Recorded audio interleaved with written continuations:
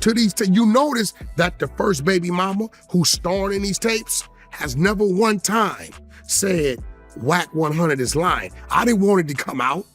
Hassan Campbell released it. Right. They asked me about it. This has been in existence about 90 days. And I have made sure it hasn't went anywhere, personally. I think you know what I'm talking about. Imagine a world where your darkest secrets, your most embarrassing moments, your career-ending mistakes, all of it is in the hands of one man. A man who doesn't care about loyalty, doesn't care about respect, doesn't even care if you're dead. I don't want to be that type of dude, but you had a motherfucking multi-million-dollar company worth 600, 700, 800 million. A man who's allegedly turned blackmail into an empire, extorting millions from some of the biggest names in entertainment. Oscar de la Hoya, the golden boy of boxing, allegedly paid him $850,000. Kim Kardashian and Kanye West forced into a deal to keep unseen footage buried. Drake, the biggest rapper on the planet, allegedly reached out personally, terrified of what this man might release. And Nipsey Hustle, the beloved marathon man, a legend taken from us too soon. Even in death, his family allegedly still pays this man to protect Nipsey's legacy from being destroyed. His name is Cash Jones, but the industry knows him as Wack100. Who was the one telling 6ix9ine all that shit about Snoop? Keep it real, act. And for over 2 decades, this blood gang member from the Valley has allegedly operated the most ruthless extortion ring in hip-hop history, collecting videos, pictures, and recordings of celebrities at their lowest moments, then holding those moments hostage for millions of dollars. This isn't just about money, fam. This is about a man so evil, so money-hungry, that he allegedly continues to extort a dead man's widow and children. A man who positions himself as a manager and friend while secretly bleeding his clients dry. A man who might also be working with the feds, making him the most dangerous person in the entertainment industry. Y'all world, remember, I'm warning Drake. He's gonna have you hemmed up, called up, and cuffed up. By the end of this video, you're gonna see exactly how Wack100 built his empire on fear, secrets, and allegedly the systematic destruction of anyone who didn't pay up. This is the story of the industry's most prolific extortionist, and trust me, it's way darker than you think. Right? And it didn't come out of my mouth. Hassan Campbell recorded the conversation. So lock in, hit that subscribe button right now, and prepare yourself, because what I'm about to expose is going to change how you see the entire entertainment industry. Let's get into it. Before we dive into the alleged extortion schemes that made Wack100 millions, you gotta understand exactly who this man is and how he infiltrated the entertainment industry like a virus. Born Cash Jones in Pacoima, California, that's in the San Fernando Valley for those who don't know, Wack100 came up in the streets affiliated with the Bloods. It's a lot we already know, we just don't say nothing. But unlike most gang members who stay in the streets or end up dead or locked up, Wack had a different vision. He looked at the entertainment industry and saw something that most street dudes miss. Celebrities and rappers are just as vulnerable as anyone else, maybe even more so, because they have everything to lose. See, when you're a regular person and you mess up, maybe your friends find out, maybe your family's disappointed. But when you're a celebrity and you mess up, the whole world finds out. Your endorsement deals disappear. Your fans turn on you. Your legacy gets destroyed. And that fear, that terror of public humiliation and career destruction, that's what Wack100 allegedly learned to weaponize. But we still need you to sit in this seat for 60 months. Yeah. We still need you to do a certain amount, whatever, right? In the early 2000s, Wack started doing security work and management for various artists. He got connected with Ray J, worked around Death Row Records during Suge Knight's era, and slowly built a network that stretched from Compton to Hollywood Hills. But here's what makes Wack different from other managers and industry figures. While everyone else was focused on building their clients' careers, Wack was allegedly focused on collecting insurance policies. What do I mean by insurance policies? I'm talking about compromising material, videos of celebrities in situations that would destroy their carefully crafted public images, pictures that would end careers overnight, recordings of conversations that could lead to federal charges. According to multiple sources, court documents, and Wack's own admissions, he allegedly spent years systematically collecting this material, building a vault of secrets that he could use whenever he needed leverage. And the genius, if you can call it that, of Wack's alleged operation is that he didn't have to create these compromising situations. And like, y'all want to go to the hood? I'm looking at these dudes. These dudes do not look the part. He just had to be around when they happened, make sure he got his hands on the evidence, and then wait for the right moment to use it. Think about it like this. Wack positioned himself as the trusted friend, the loyal manager, the guy who's always around to help. But the whole time, he was allegedly documenting everything, collecting everything, preparing for the day when he could turn those relationships into profit. That's not management, fam. That's predatory behavior. That's a wolf in sheep's clothing getting close to his prey before he strikes. The streets have a code, right? Loyalty, respect, keeping things in-house. But Wack allegedly brought a different mentality, one where everything is transactional, where loyalty only matters until there's money to be made, where even death doesn't end the extortion. And when you combine that mentality with access to Hollywood's darkest secrets, you create a monster. By the mid-2000s, Wack had allegedly built a reputation in certain circles as the man who had the receipts. If you messed up, if you did something you shouldn't have, there was a good chance Wack knew about it. And if Wack knew about it, that meant you had a problem that was only going to get more expensive over time.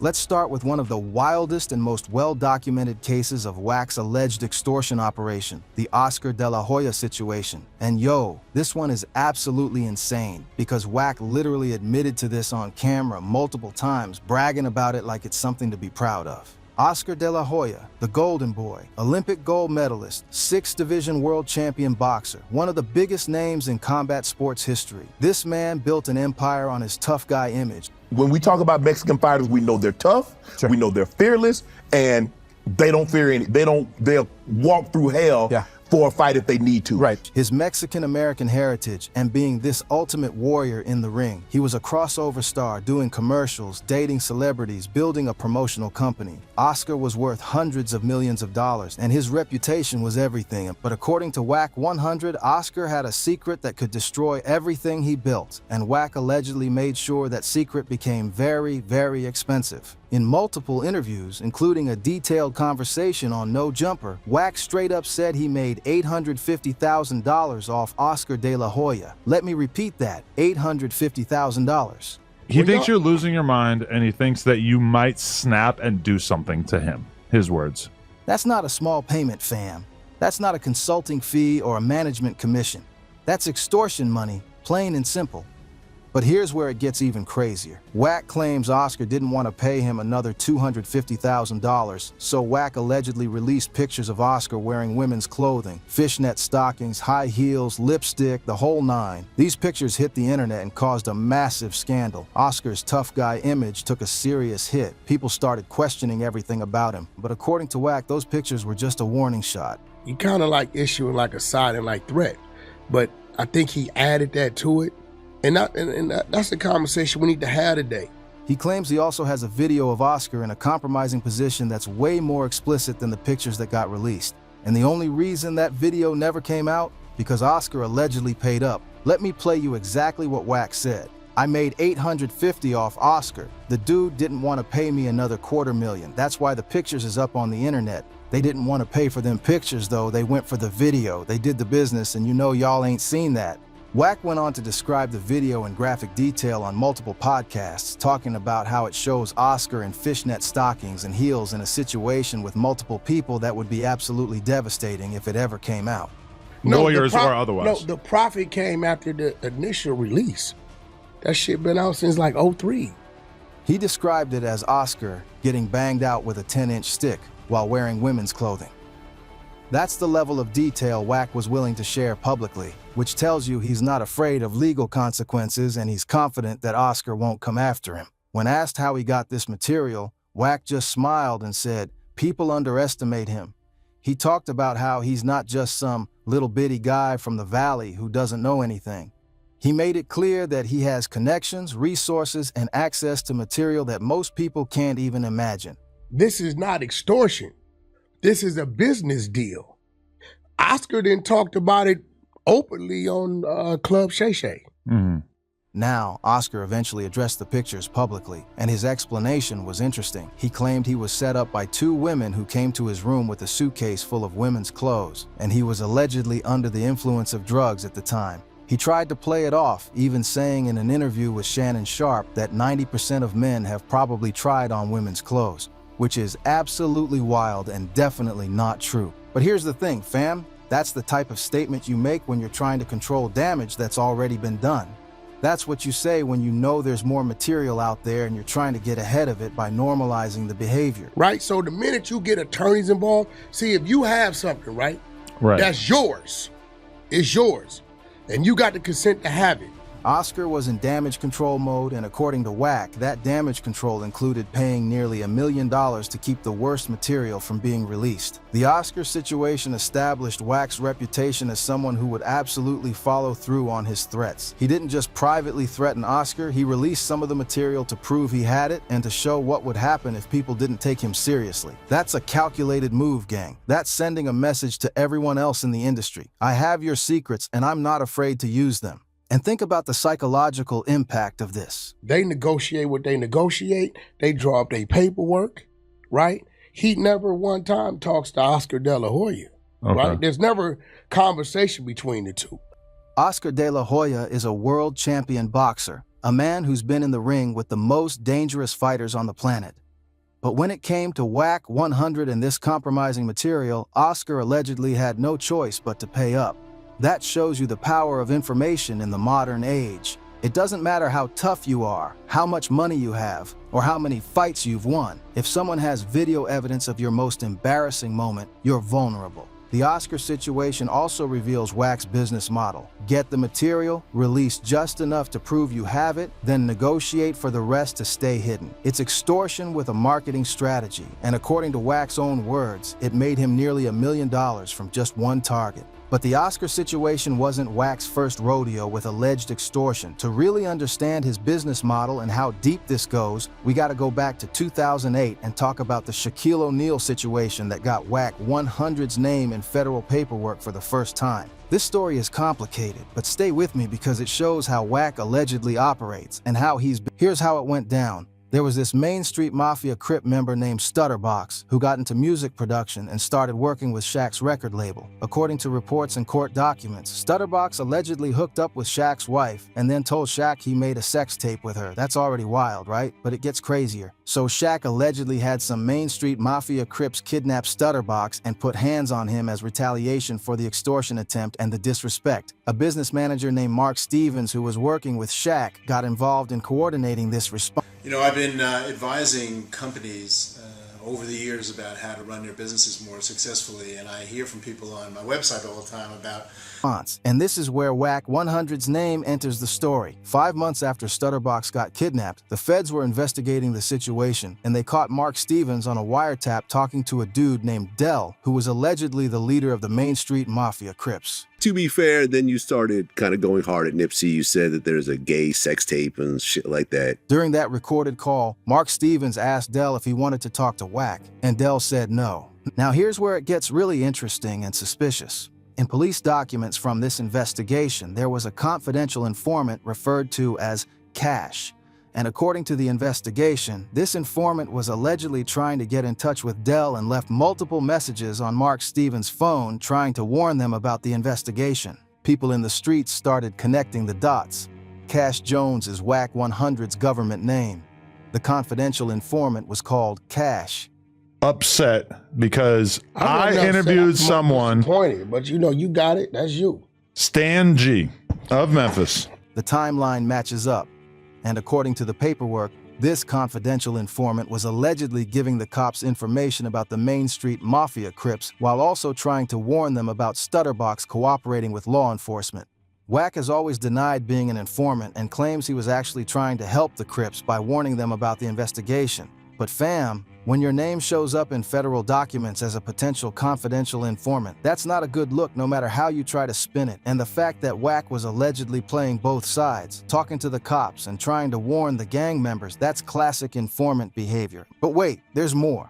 Let's talk about Wack's own legal situation during this time period, because the timeline is extremely suspicious.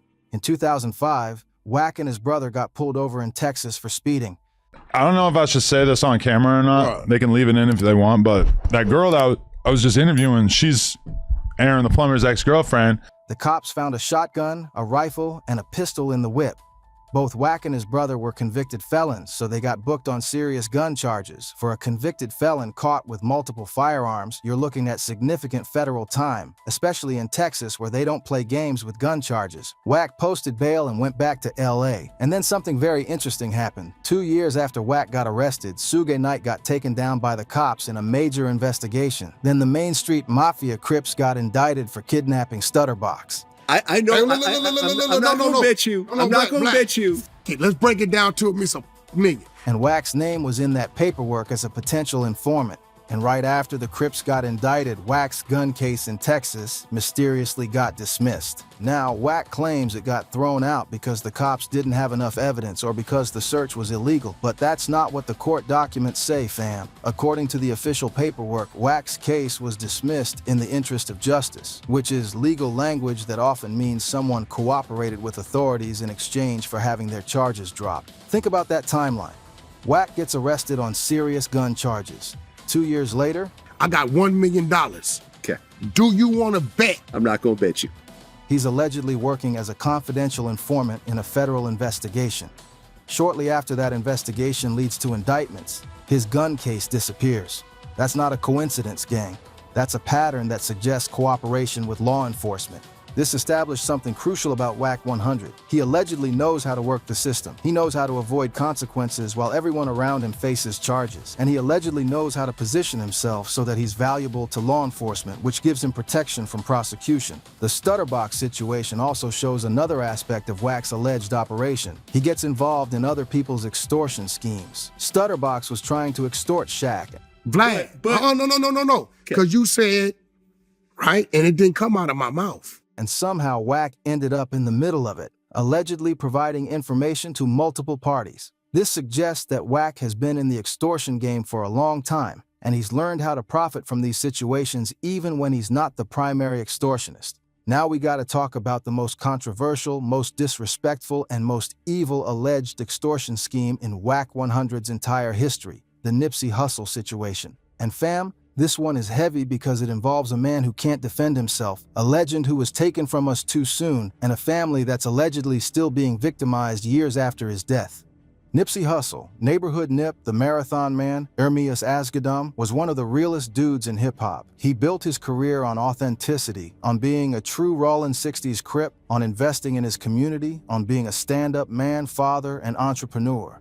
His image was everything, and that image was built on being a solid street dude who made it out and came back to help his people. Nipsey was a cultural icon, a symbol of black excellence, a man who showed that you could be from the streets and still build legitimate businesses and generational wealth. When Nipsey was murdered in March 2019, the entire world mourned. His death was a tragedy that affected millions of people. His legacy became even more important after his passing. But I have noticed that, athletes specifically. He became a martyr, a symbol of what's possible when you stay true to yourself and your community. But according to Wack100, he has a video that could destroy everything Nipsey built. And allegedly, Nipsey was paying Wack while he was alive to keep that video from ever seeing the light of day. Even worse, Wack allegedly continues to extort Nipsey's family even after his death, taking a percentage from Nipsey's music and holding his legacy hostage. Let that sink in for a second, fam. We're talking about a man so evil, so money-hungry, so devoid of morals that he allegedly continues to extort a dead man's widow and children. That's not just criminal, that's demonic. In a recorded phone call that got leaked by Hassan Campbell, Wack100 allegedly claimed he has a video of Nipsey Hustle in a compromising situation with another man. What up? It's Neighborhood Nip Hustle. I'm locked in with my homie Nick on Hard Knock. Now, I'm not going to go into graphic details out of respect for Nipsey's legacy and his family, but Wack allegedly described a video that would completely contradict Nipsey's public image and could damage how he's remembered by millions of fans. When Wack got asked about this on DJ Vlad's platform, he didn't deny having the material. Instead, he said, "A lot of stuff comes through my mailbox and comes through my text messages as well. I have some private stuff from Nipsey as well that I will never release. But here's the thing, gang. If you're really never going to release something, Why are you talking about it publicly? Why are you going on podcasts and interviews mentioning that you have private stuff on Nipsey? The only reason to do that is to remind people that you have leverage, to remind Nipsey's family that you still have power over his legacy. According to street rumors and people close to the situation, Nipsey was allegedly paying Wack100 regularly while he was alive to keep this video from being released. And even after and the opening scene is kind of going through Crenshaw. Nipsey was murdered in 2019, Wack allegedly still takes a percentage from Nipsey's music catalog and estate. Now you might be asking, why would Nipsey's estate still be paying Wack if Nipsey is gone? According to the allegations, it's because Nipsey's wife, Lauren London, and his family know that if they stop paying or if they speak out against Wack, he'll release the video and destroy Nipsey's legacy forever. Think about the position that puts Lauren London in, fam. She's a widow, raising her children without their father, trying to preserve Nipsey's legacy and continue his work in the community. And allegedly, she has to keep paying Wack100 just to make sure her husband is remembered the way he deserves to be remembered. That's psychological torture on top of financial extortion. Think about Nipsey's children, who will grow up hearing stories about their father being a hero, a legend, a man who changed his community.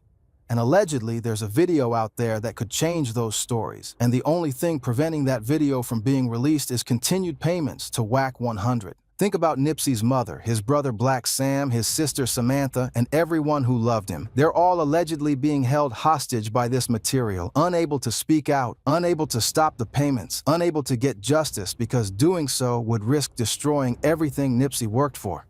Nipsey Hustle is a cultural icon, a martyr, a symbol of Black excellence and community investment. His music still generates millions of dollars. His name is on buildings, murals, and in the hearts of millions of fans worldwide. The Marathon clothing store is a landmark. His legacy inspired a generation, and allegedly Wack100 is holding all of that hostage with a video. Wack has also claimed that Nipsey's first baby mama is in some of this alleged material, and he's made comments suggesting she's never denied his claims because she knows the truth.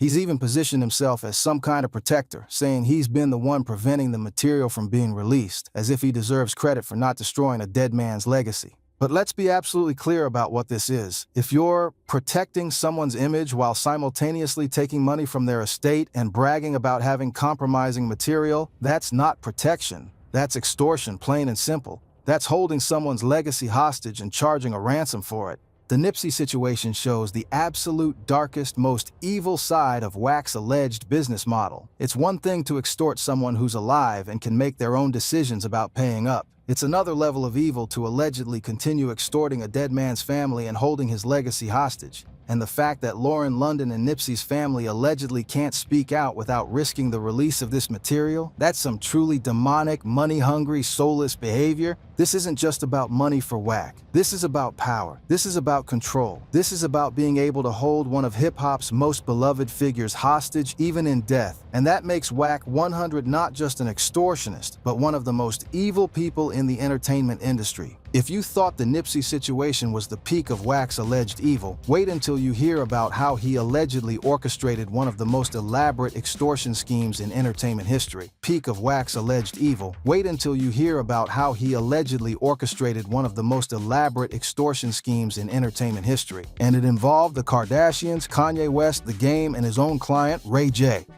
This situation shows just how sophisticated and calculated Wack's alleged extortion operation really is. This wasn't just pay me or I'll release this video. This was a multi-layered scheme involving multiple parties, public pressure, psychological warfare, and ultimately millions of dollars changing hands.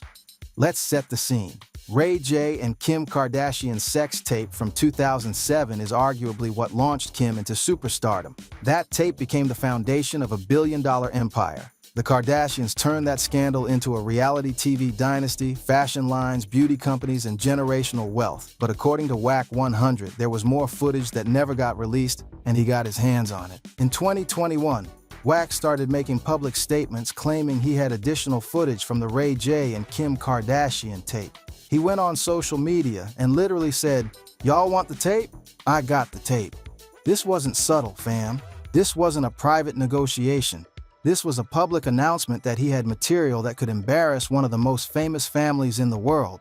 Now, why would Wack announce this publicly instead of just privately approaching Kim or her team? Because public pressure is part of his strategy. When you announce something publicly, it creates urgency. It makes the target feel like they're losing control of the situation. It forces them to act quickly before you decide to just release everything. Kim Kardashian responded by going on the internet crying, saying one of her kids saw an advertisement for the new tape. She was genuinely distressed, talking about how she didn't want her children to see this material and how it was traumatizing to have this hanging over her head again after all these years. And you know what? Her distress was completely understandable. Kim had moved on from that scandal, built an empire, had 4 children, and was trying to be taken seriously as a businesswoman and advocate for criminal justice reform. The last thing she needed was more footage from that tape resurfacing and being seen by her children. But here's where Wack's alleged extortion scheme gets really sophisticated and shows just how evil and calculated this man allegedly is. At the time Kim was dealing with this threat from Wack, she was going through a very public divorce with Kanye West.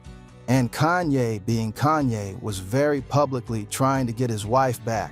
He was making songs about it, doing interviews about it, showing up at her house. The whole world was watching this divorce play out. But there was a problem that didn't make sense to people at first. The Game, who Wack100 manages, had just released a diss track going absolutely crazy on Kim Kardashian. He was talking reckless about her, disrespecting her and her family, saying wild stuff about her past. So here's the question that people were asking. Why would Kanye West, who's trying to get his wife back, suddenly do a song with The Game? The same dude who just publicly disrespected Kim. That doesn't make any sense, right? If you're trying to win your wife back, you don't collaborate with someone who just dissed her, unless you have no choice. According to people who broke down the situation, including some very smart observers in the industry, Wack100 was playing both sides in an elaborate extortion scheme. Here's how it allegedly worked. Wack manages both Ray J, who he got the footage from, and The Game. He had the additional Kim Kardashian footage, which gave him leverage over Kim and, by extension, Kanye. He allegedly used the threat of releasing that footage to force Kanye into doing business with The Game. It was a good cop, bad cop situation orchestrated by one man. The Game publicly disrespects Kim, which creates tension and problems for Kanye. Then Wack, who controls both the footage and The Game, becomes the solution to both problems. Kanye needs the footage to go away, and he needs The Game to stop dissing his wife. Wack can make both problems disappear, for a price. And that price allegedly included Kanye doing a song with The Game and paying a massive bag to make the whole situation go away. And it worked, fam. Kanye ended up doing a song with The Game called Easy, which became a huge hit. And shortly after that collaboration, Kanye was filmed giving Kim a laptop that allegedly contained the remaining footage from the sex tape. On that video, which went viral, Kanye says to Kim, "This will be the last time I get extorted." Let that sink in. Kanye West, one of the most powerful people in entertainment, a billionaire, a creative genius, literally admitted on camera that he was being extorted. He said it out loud on video for the world to hear. And The Game himself made a very telling statement around this time. He said that Kanye West did more for him than 50 Cent, Dr. Dre, and Jimmy Iovine combined. That's an absolutely wild statement, right? 50 Cent discovered The Game, put him on, made him a star. Dr. Dre produced his biggest albums. Jimmy Iovine gave him a major label deal. These are the people who built The Game's career. So how could Kanye, who had never worked with The Game before, have done more for him than all of those legends combined? The only explanation that makes sense is that Kanye paid The Game a massive bag, bigger than anything he'd made from his entire career, to make the Kim Kardashian situation go away. And who orchestrated all of this? Who managed both Ray J and The Game? Who had the footage? Who created the public pressure? Who positioned himself as the solution to the problem he created? Wack100. This is the sophistication of Wack's alleged extortion model gang.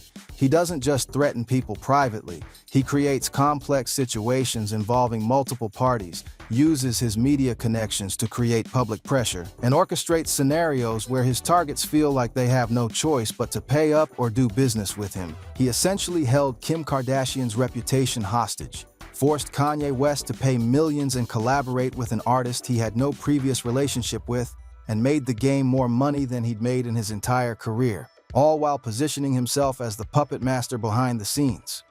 And the most diabolical part?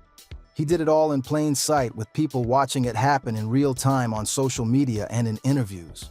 Wack was so confident in his operation that he didn't even try to hide it. He announced he had the footage publicly, watched the situation play out, and collected his money while the world watched. This is psychological warfare combined with old-school street extortion tactics, elevated to a corporate level. This is what makes Wack100 so dangerous. He's not just a street dude trying to shake people down. He's a strategic thinker who understands media, psychology, leverage, and how to manipulate situations to his advantage. Just when you think Wack100 couldn't get more brazen with his alleged extortion schemes, we gotta talk about how he allegedly tried to shake down the biggest rapper in the world, Drake. In early 2024, Wack100 went on No Jumper and made a shocking claim that sent shockwaves through the industry. He said he has a video of Drake putting out a hit on somebody. Let me repeat that. Wack claimed he has video evidence of Drake allegedly ordering a hit on someone. Now, if that's true, that's not just career-ending material. That's not just embarrassing footage that would damage Drake's reputation. That's potential RICO charges, conspiracy to commit murder, federal time type of evidence. That's the kind of material that could put Drake in prison for the rest of his life. This is different from having a sex tape or embarrassing pictures. This is allegedly having evidence of a serious crime, the kind of evidence that, if it exists and is real, should be turned over to law enforcement immediately. But Wack didn't turn it over to law enforcement. Instead, he talked about it publicly on one of the most popular hip-hop podcasts, creating awareness that this material exists and putting pressure on Drake to respond. And according to Wack, Drake did respond. After Wack started talking about having this video, Drake personally reached out to him. Not through lawyers, not through management, not through intermediaries. Drake himself allegedly hit up Wack to ask what his intentions were with the video. Wack described the conversation on No Jumper saying, Drake would hit up at him and ask him if Wack was trying to snitch on him. His main question was just what was the plan, was the idea that it was going to get handed over to law enforcement. Think about what that means, fam. Drake was so concerned about this alleged video that he personally reached out to Wack100 to try to figure out what Wack was planning to do with it. That suggests that Drake believes the video exists and is worried about what it contains. And what was Wack's response? He allegedly told Drake, "My plan? You, Drake, and your mama, if you and all that, don't play with me, homie. I'm not brick baby, none of that. I said it right there as a friend. Ain't went nowhere. It still ain't went." Now, let's decode what Wack was really saying there, because this is classic extortion language disguised as friendly conversation. He's essentially telling Drake, I'm not going to the cops, but I'm also not playing games. This video exists, I have it, and you need to handle this situation with me. I'm approaching you as a friend, but don't test me. That's extortion, fam. That's pay me or else without explicitly saying it. That's creating a situation where Drake feels like he has no choice but to make a deal to keep this alleged video from being released or turned over to authorities. What makes this situation even more suspicious is that Wack also allegedly reached out to Adam22 from No Jumper about the Drake situation. According to sources, Drake even contacted Adam22 to ask what Wack was planning to do with the recording. That means Drake was so concerned about this alleged video that he was reaching out to multiple people trying to figure out how to make the problem go away. Think about the position that puts Drake in. He's the biggest rapper in the world, worth hundreds of millions of dollars, with a legacy as one of the greatest artists of all time. And allegedly, Wack100 has video evidence that could destroy everything, not just his career, but his freedom. And here's the thing, if Wack really had evidence of Drake committing a serious crime, and he was a law-abiding citizen, he would have turned it over to the police immediately, right? That's what you're supposed to do if you have evidence of a crime. He's talking about it publicly on podcasts, reaching out to Drake, making contact with media figures, and creating a situation where Drake feels maximum pressure to do something to make the problem disappear. That's not the behavior of someone who's concerned about justice or public safety. That's the behavior of someone who's trying to create leverage for an extortion scheme. Now we don't know if Drake ended up paying Wack or making some kind of deal. The fact that Wack stopped talking about the video after a while suggests that something was worked out behind the scenes. And knowing Wack's track record with Oscar de la Hoya, Kim Kardashian, and allegedly Nipsey Hustle, it probably involved a significant amount of money changing hands. The Drake situation shows that Wack100 doesn't discriminate based on how big or powerful his targets are. He allegedly went after a boxing legend, a reality TV billionaire, a beloved hip-hop martyr, and the biggest rapper on the planet. Nobody is off limits if Wack thinks he can make money from them. At this point, you're seeing the pattern, right? Let's break down Wack100's alleged extortion business model step by step, because this man has turned blackmail into a systematic, repeatable operation that's allegedly made him millions of dollars over 2 decades. Wack positions himself in the entertainment industry through management, security work, and building relationships with artists. This gives him access to private moments, insider information, and compromising material. He's not creating the scandals, he's just making sure he's around when they happen and that he gets his hands on the evidence. He manages artists like Ray J and The Game, which gives him access to their personal lives and their connections. He does security work, which puts him in rooms where private things happen. He builds relationships with people who have access to material, like the person who allegedly gave him the Oscar de la Hoya footage. Once Wack has compromising material, he allegedly assesses how much damage it could do to the person's career, reputation, or freedom. This is where his street intelligence combines with his understanding of the entertainment industry. A video of a boxer in women's clothing? That's worth hundreds of thousands because it destroys his tough guy image. Additional footage of a sex tape involving a billionaire? That's worth millions because of the embarrassment and the impact on her children. A video of a beloved rapper that contradicts his public image? That's worth ongoing payments because it threatens his entire legacy. Evidence of a crime? That's worth whatever the target is willing to pay to stay out of prison. Here's where Wack's strategy gets sophisticated and shows his understanding of psychology and media. Instead of just privately threatening people, he often makes public statements about having material. He'll go on podcasts like No Jumper, do interviews with DJ Vlad, or post on social media hinting at what he has. This creates public awareness and puts pressure on his targets to act quickly before he decides to release everything. It also creates plausible deniability. He's not privately threatening anyone. He's just talking about what he knows in public forums. The public pressure also serves another purpose. It lets other potential targets know that Wack is serious and will follow through. When he released some of the Oscar de la Hoya pictures, that sent a message to everyone else. I'm not bluffing. If you don't handle this, the world will see what I have. Once the target is aware that Wack has compromising material and feels the public pressure, they typically reach out to him, just like Drake allegedly did. This is crucial to Wack's operation because it means he never has to explicitly demand money or make threats. The target comes to him and they negotiate a business arrangement that's technically legal but is really just extortion with extra steps. Maybe Wack becomes their consultant or manager. Maybe they pay him for services rendered. Maybe they do business with one of his artists. On paper, everything looks legitimate. The most diabolical part of Wack's alleged model is that the extortion doesn't end with one payment. According to the allegations, he maintains ongoing control over his targets through continued payments or business arrangements.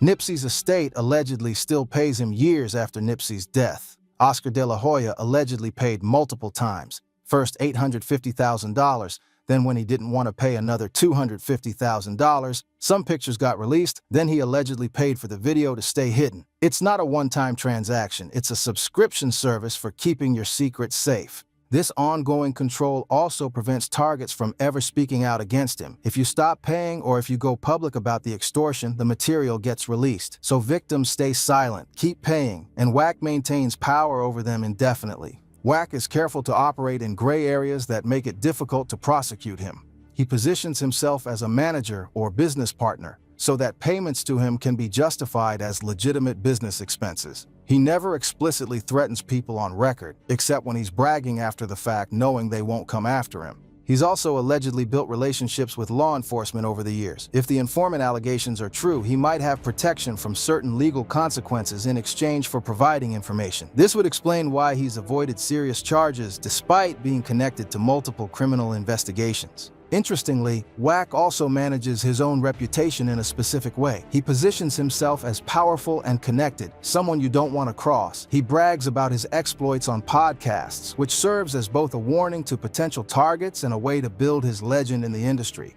But he also sometimes positions himself as a protector rather than an extortionist. He'll say things like, "I'm the only reason this video hasn't come out," or "I've been protecting this person's image," flipping the script so that instead of being seen as the threat, he's seen as the solution to the threat, even though he's the one who created the threat in the first place. This business model has allegedly made Wack $100 million over the past 2 decades. And the scariest part? He's been operating in plain sight, bragging about his exploits on podcasts and interviews, and nobody has been able to stop him. The model is systematic, repeatable, and apparently legal enough that he hasn't faced serious prosecution. It's street extortion elevated to a corporate level, with media strategy, psychological warfare, and legal protection built in. But Wack's alleged extortion schemes don't just involve celebrities and sex tapes.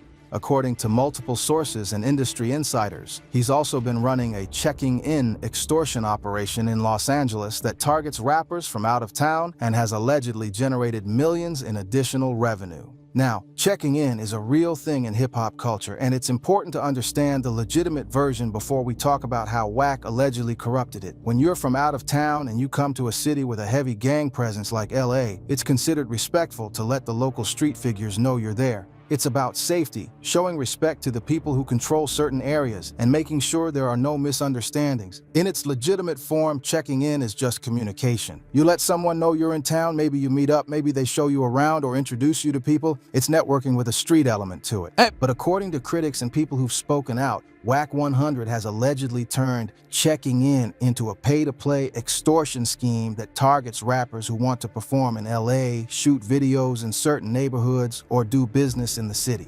In an interview with DJ Vlad, Wack tried to explain his version of checking in, and his explanation is interesting because of what it reveals. He said, "When it comes to checking in with us, it's really just making us aware that you're here because the climate changes from the last time you may have been here.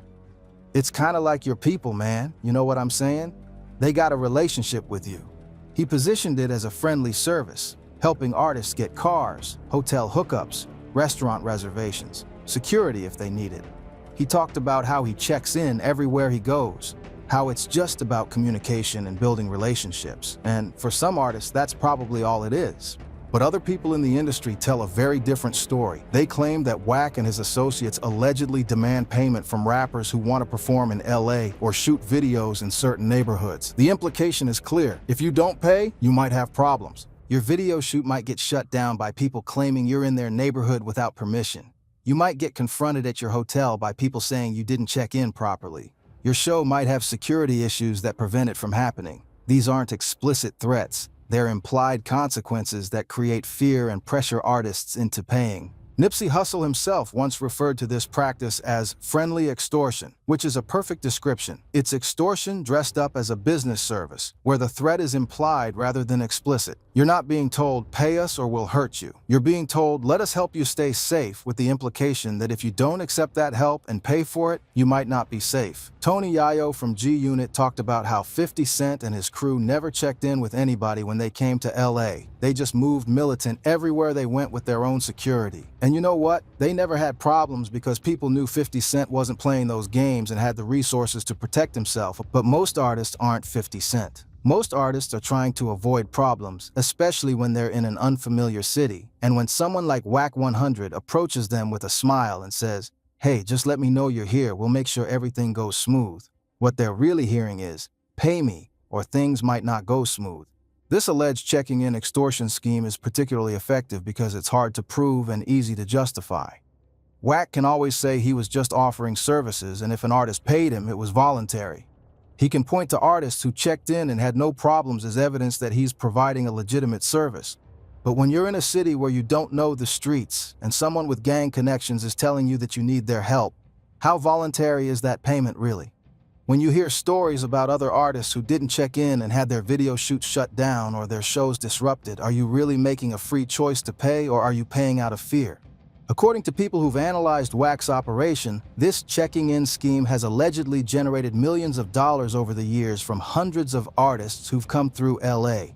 It's a numbers game. Even if each artist only pays a few $1,000s, when you're collecting from dozens of artists every month, that adds up to serious money. And the beauty of the scheme, from Wack's perspective, is that it's repeatable and scalable. Every time a new artist comes to LA, that's a potential payday. Every time someone wants to shoot a video in a certain neighborhood, that's another opportunity to collect. It's a steady stream of income that requires minimal effort once the reputation is established. The checking-in extortion also serves another purpose. It keeps Wack relevant and powerful in the industry. When artists know they have to check in with Wack when they come to LA, that gives him influence and access. It puts him in rooms with successful artists, which creates opportunities for him to gather more information, build more relationships, and potentially find more material to use for future extortion schemes. Now here's where Wack100's story gets even more complicated, more sinister, and frankly more dangerous. While he's allegedly been extorting rappers and celebrities for millions, there are also persistent and well-documented allegations that he's been working as an informant for law enforcement. And if those allegations are true, that would make Wack100 one of the most dangerous people in the entertainment industry. Someone who's not just extorting you for money, but potentially gathering information to use against you in federal cases. Remember that 2008 Stutterbox situation we talked about earlier? Wack's name appeared in federal documents as a potential confidential informant referred to as Cash. But that's not the only time his name has popped up in connection with law enforcement, and the pattern is extremely suspicious. In 2023, Big U and 18 other alleged Rolling 60 Crips got hit with a massive RICO indictment. And guess whose name was all over the paperwork? Wack100's. According to the indictment, Big U and his associate threatened someone and said they had to stop working with Wack.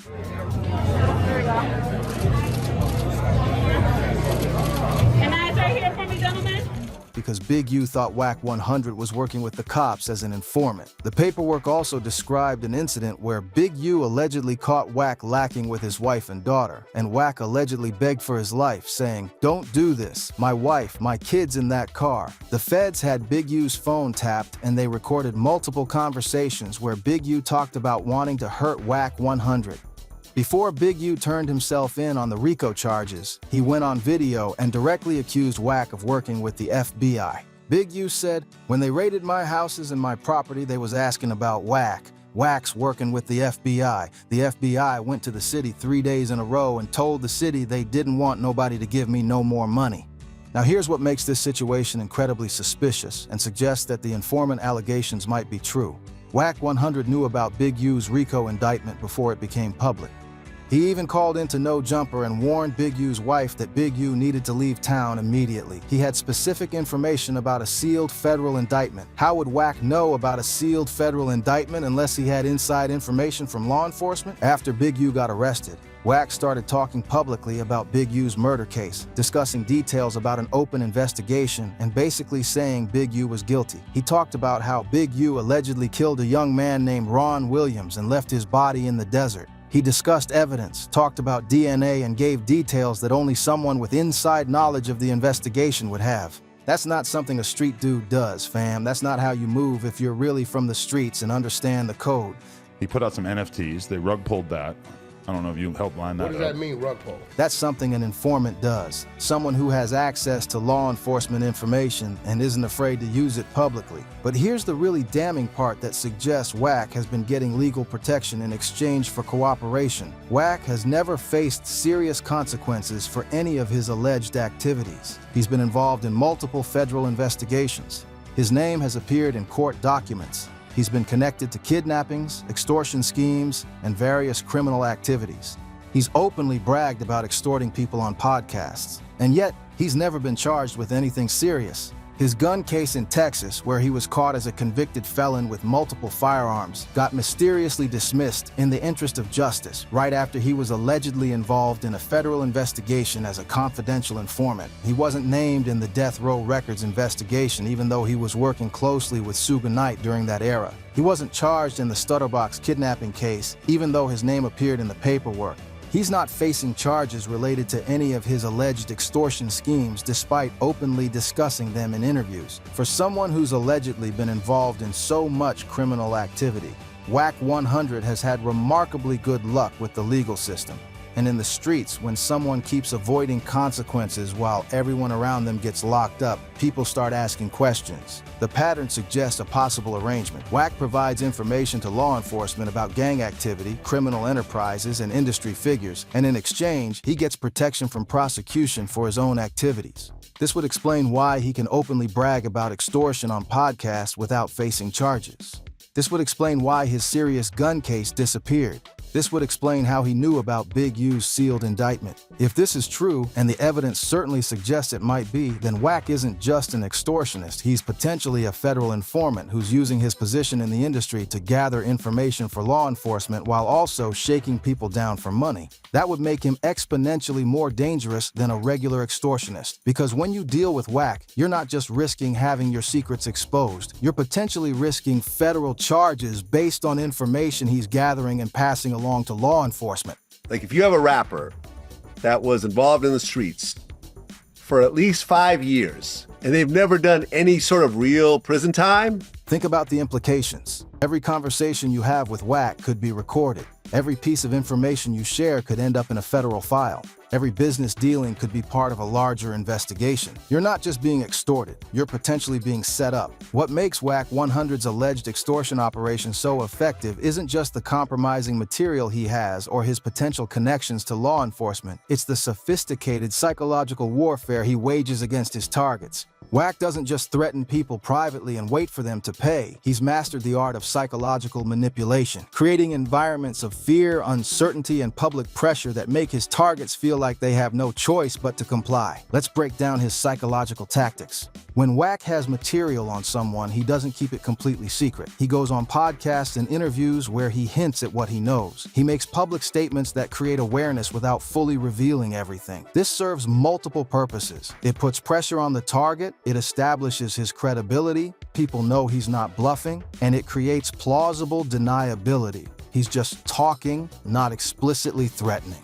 When Wack claimed he had a Nipsey Hustle video, he didn't just tell Nipsey privately. He talked about it in recorded conversations that got leaked. He discussed it on DJ Vlad's platform. He made sure the whole world knew he allegedly had something, which put maximum pressure on Nipsey and his family to keep him quiet. With Oscar de la Hoya, Wack allegedly released some pictures when Oscar didn't pay enough, showing that he was willing to follow through on his threats. This is a calculated move that serves as both punishment and warning. It shows future targets that Wack is serious and will actually release material if you don't comply. Wack is known for recording phone calls and playing them on Clubhouse or using them in other ways. This creates paranoia. Anyone who talks to Wack has to wonder if they're being recorded. It also gives Wack more material to use as leverage. Wack's blood affiliation and his connections to street figures throughout LA serve as an unspoken threat. When he approaches someone with compromising material, there's always an implied question. What happens if I don't pay? Is this just about the video being released, or could there be street consequences too? Perhaps most diabolically, Wack often positions himself as the protector rather than the extortionist. Error. I gotta blame you. It's my fault? You're part of it. Okay, let's hear it. Let's go back to the mixtape era, Yeah. where visual street cred. He'll say things like, "I'm the only reason this video hasn't come out," or "I've been protecting this person's image." He flips the script so that instead of being seen as the threat, he's seen as the solution to the threat, even though he's the one who created the threat in the first place. This is master manipulator behavior. It makes victims feel grateful to him for not destroying them, which is insane when you think about it. It's like someone holding a gun to your head and then expecting you to thank them for not pulling the trigger. By making public statements and creating awareness that material exists, Wack creates urgency. Targets feel like they need to act quickly before he decides to just release everything. This pressure often leads to people paying more than they would have if they'd had time to think clearly and consult with lawyers. Isolation. Wack's operation also isolates victims. Because of the shame and embarrassment associated with the compromising material, victims often don't want to tell anyone what's happening. They handle it privately, which means they don't get support, advice, or help in dealing with the situation. This isolation makes them more vulnerable to Wack's manipulation. This psychological warfare is what separates Wack from regular blackmailers. He's not just saying, "Pay me or I'll release this." He's creating an environment of fear, uncertainty, and public pressure that makes his targets feel completely powerless and willing to pay whatever he asks just to make the nightmare end. When you look at the whole picture, all the alleged victims, all the schemes, all the money, all the evil, Wack100's operation is one of the most brazen, successful, and morally bankrupt extortion enterprises in entertainment history. From Oscar de la Hoya to Nipsey Hustle, from Kim Kardashian to Drake, from checking-in schemes to alleged federal informant work, Wack has allegedly positioned himself as one of the most dangerous people in the industry. He's the man with the receipts, the person who has the power to destroy careers, reputations, legacies, and lives with the push of a button. He's allegedly turned compromising material into a multi-million-dollar business, operating in plain sight while the industry remains largely silent out of fear. He's weaponized hip-hop culture and turned checking in into an extortion racket. He's allegedly continued to extort a dead man's family, holding Nipsey Hussle's legacy hostage years after his murder. And he's allegedly done all of this while potentially working as an informant for law enforcement, making him exponentially more dangerous than a regular extortionist. What this really shows us is that the entertainment industry has a dark underbelly that most people never see. Behind the glamour, the success, and the public personas, there are predators like Wack100 who allegedly exploit secrets and leverage fear to extract millions of dollars from artists and celebrities. It also shows us the power of information in the digital age. A video, a picture, a recording, these things can be worth more than gold when they're in the wrong hands. And when someone like Wack100 systematically collects this material and uses it as leverage, they can build an empire on other people's secrets and pain. But perhaps most disturbing is what the Nipsey situation reveals about Wack's character. To allegedly continue extorting a dead man's family, to hold a beloved icon's legacy hostage, to take money from a widow and children, that's not just criminal, fam. That's evil, that's demonic, that's the behavior of someone who has no soul, no morals, no humanity. Lauren London shouldn't have to pay to protect her husband's memory. Nipsey's children shouldn't grow up with the threat of their father's legacy being destroyed hanging over their heads. Nipsey's family shouldn't be held hostage by a man who sees their grief and pain as a business opportunity. The question now is, how long can this continue? Will Wack100 eventually face consequences for his alleged actions, or will he continue to operate with impunity? Will more victims come forward, or will fear keep them silent? Will the industry finally address this problem, or will they continue to look the other way as long as it's not happening to them? At the end of the day, Wack100's story is a cautionary tale about power, leverage, greed, and the price of secrets in the entertainment industry. It's a reminder that not everyone who smiles in your face is your friend, and that the person offering to help you might actually be the biggest threat to your career, your reputation, and your life. For the artists and celebrities who are allegedly still paying Wack to keep their secrets safe, the question is, when does it end? How long can you keep paying before you decide that your freedom is worth more than your reputation? And is there a way out, or has Wack built a trap that's impossible to escape? And for the industry as a whole, the question is, how long will we allow people like Wack100 to operate before we demand accountability? How many more victims need to be extorted before someone with power decides to do something about it? How many more families need to be held hostage before we say enough is enough? This has been the story of how Wack100 allegedly extorted rappers for millions, and how he allegedly continues to do so to this day, even targeting the families of deceased legends. If you made it this far, drop a comment and let me know what you think. Is Wack100 a criminal mastermind or just a predator taking advantage of vulnerable people? Should his alleged victims speak out, or is silence the smarter move? And most importantly, who else in the industry might be running similar operations that we don't know about yet? Hit that subscribe button, turn on notifications, and stay tuned, because we're going to keep exposing the truth about what really goes on behind the scenes in hip-hop. The industry needs to know that we're watching, we're paying attention, and we're not going to let evil people operate in the shadows anymore. Until next time, stay woke, stay safe, and remember, not everyone in the industry is who they claim to be. Protect yourself, protect your image, and never trust someone just because they smile in your face and call themselves your friend. Peace.